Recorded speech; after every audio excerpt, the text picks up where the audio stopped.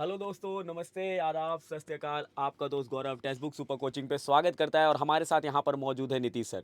तो दोस्तों, बहुत से लोगों के एक सवाल आ रहा था कि दोस्तों कि कितना फाइनल कट ऑफ जाएगा। तो दोस्तों, इससे पहले हमने सेफ स्कोर निकाला था कुछ शिफ्टों के उस पर बेसिस पे। लेकिन दोस्तों, अब यहाँ पर आज दोस्तों 9 तारीख हो चुकी है और बहुत सारे दोस्तों एग्जाम के जो शिफ्ट है वो हो चुके हैं। 13 तारीख तक दोस्तों एग्जाम चलने वाला है, 4 दिन और बचे हैं। तो हाँ दोस्तों, एक पैटर्न चीज़ तो हमें समझ में आ गई दोस्तों कि एसएससी जो एग्जामिनेशन यहाँ पर कंडक्ट करा रहा है, शुरू में दोस्तों थोड़े से अगर मैं कहूँ तो वो मॉडरेट से नीचे पेपर था, लेकिन अब दोस्तों मॉडरेट और मॉडरेट से थोड़ा ऊपर पेपर आ रहा है। और हो सकता है कि दोस्तों आज 9 तारीख है, ये 10, 11, 12, 13 इन दिनों में थोड़ा सा और भी दोस्तों लेवल बढ़ता हुआ दिखे।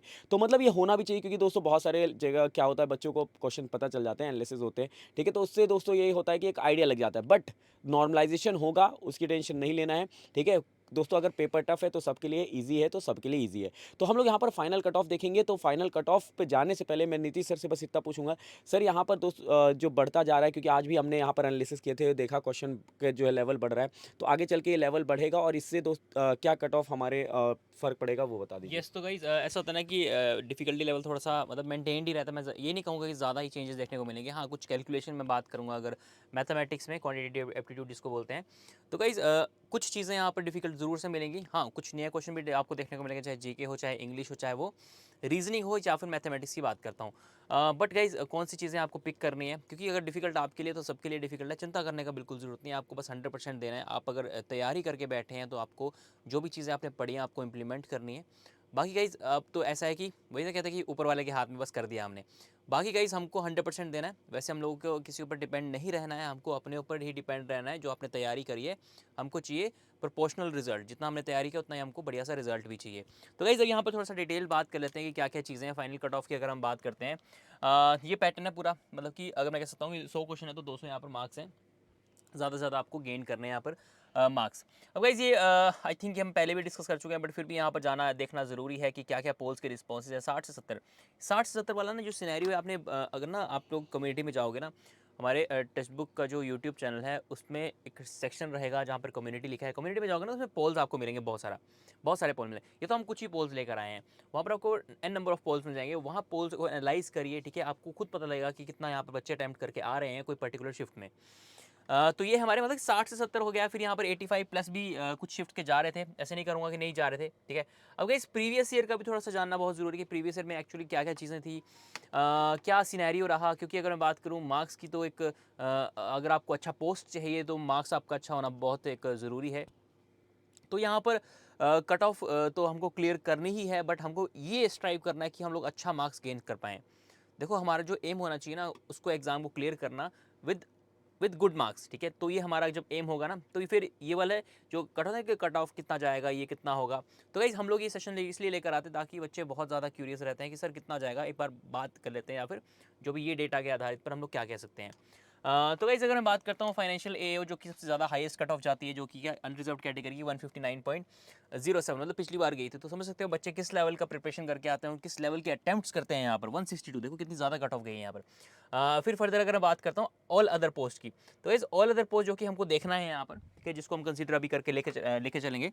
तो हमको अनरिजर्व कैटेगरी की जैसी देखता हूँ मैं, तो 130.18, ठीक है, 130.18 हमको कट ऑफ यहाँ पर दिख रही है।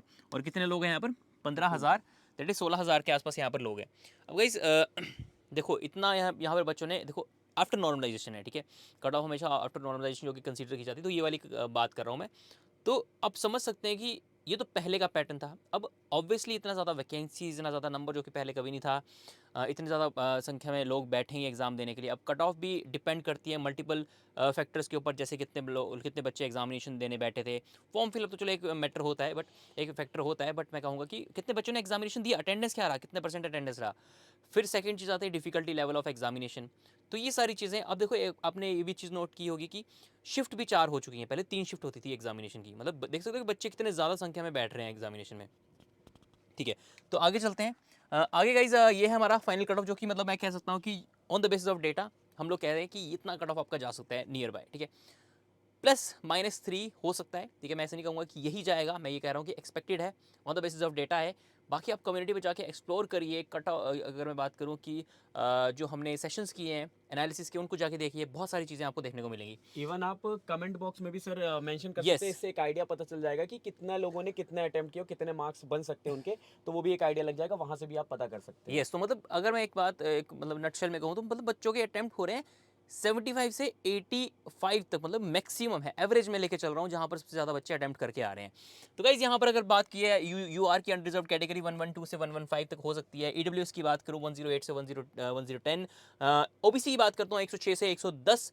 एंड अगर बात करूँ यहाँ पर एससी कह रहा हूँ, एससी की तो 85 से 90, एंड एसटी की बात करें तो 82 85 रह सकती है। मैं इसलिए कह रहा हूँ कि रहेगी, मैं इसलिए कह रहा हूँ क्योंकि on the basis of data देखो, अब ऐसा भी है कि इतने सारे बच्चे हैं, तो मैं ले सकता हूँ कि अगर 20 से 30% बच्चों का जो मेरे पास डेटा है, ठीक है, उनके आधारित पर मैं कह सकता हूँ कि हाँ इतना कट ऑफ जाएगा। बट और भी डेटा आएगा, उसके हिसाब से हम लोग जरूर से कट ऑफ के सेशन हम लेकर आएंगे, कितना और डेटा आ रहा है, डेटा के आधारित पर हम लोग और थोड़ा एनालाइज कर सकते हैं चीज़ों को। बट गाइज आपको क्या करना है, अपना टीयर 2 का प्रिपरेशन जारी रखना है, चिंता करने का कोई ज़रूरत नहीं है, अपना बस तैयारी जारी रखिए, क्योंकि अब CHSL का भी एग्जामिनेशन का नोटिफिकेशन आ चुका है, उसकी तैयारी शुरू कर दीजिए। अगर आप CGL की करें तो आपको वहाँ पर भी हेल्प मिलने वाली है, बट एक बार पैटर्न जरूर से देख लीजिएगा कि पैटर्न क्या चेंज है, ठीक है। जैसे इस बार हमको मीन मीडियन एंड मोड के क्वेश्चन देखने को मिल रहे हैं, पिछली बार कभी नहीं देखने को मिले थे, तो इसलिए पैटर्न देखिए, सिलेबस देखिए, क्या सिमिलरिटीज़ है, उसको एक मैं कहता हूँ कि नोट डाउन करिए और अपनी तैयारी जो है आगे की, अगर CHSL देने वाले हैं तो उसकी तैयारी शुरू कर दीजिए। और टीयर 2 का बिल्कुल भी नहीं छोड़ना है आपको, मतलब इसी टाइम से,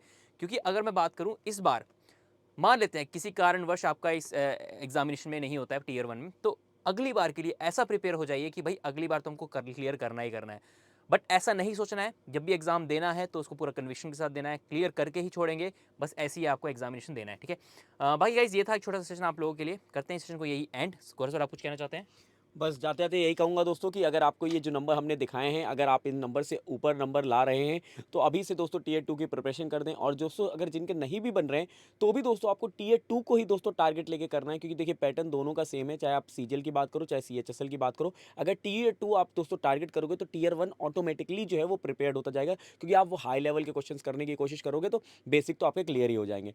तो चलिए दोस्तों, सभी को बेस्ट ऑफ लक आने वाले दिनों के लिए जो एग्ज़ाम है, और जिनके भी दोस्तों आने वाले महीनों में जिनके एग्ज़ाम है, उनको भी सभी को best of luck. Bye bye, take care, जय हिंद, जय भारत।